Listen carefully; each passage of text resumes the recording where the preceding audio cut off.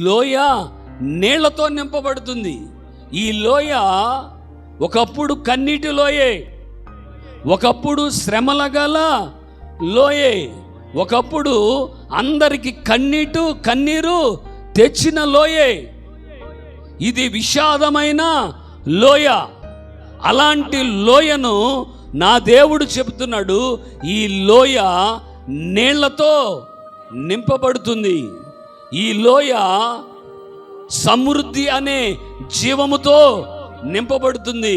మీరు, మీ పిల్లలు, మీ కుమారులు, మీ కుమార్తెలు, మీ పశువులు బ్రతుకున్నట్లు ఈ లోయ సమృద్ధి అయిన జీవముతో నింపబడుతుంది.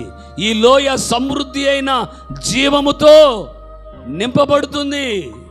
గాలియే గాని వర్షమే గాని రాకపోయినా ఈ లోయ సమృద్ధి అయిన జీవముతో నింపబడింది. మీకు ఇప్పుడు సమృద్ధి లేదు.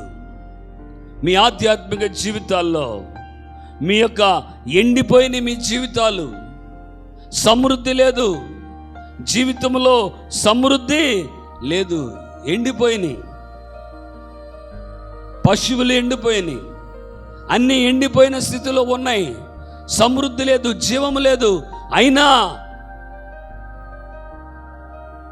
లోయ నీళ్లతో నింపబడింది. గాలియే గాని వర్షమే గాని రాకపోయినా, గాలి రాకుండా వర్షం రాకుండా ఎలా నిండుద్దండి? అది అసాధ్యం కదా. అది సాధ్యమైన పని కాదుగా. మన జీవితాల్లో కూడా ఒక్కోసారి,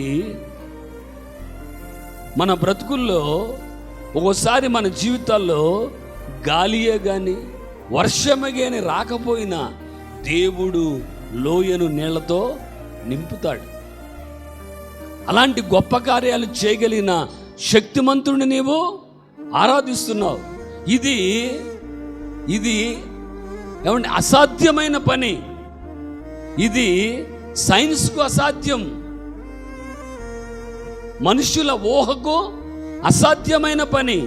కానీ అసాధ్యాలను సుసాధ్యాలుగా నా దేవుడు చేయగలడు. అసాధ్యాన్ని సుసాధ్యముగా మార్చగలిగిన దేవుడు, మన కన్నీటిని నాట్యముగా మార్చగలిగిన దేవుడు.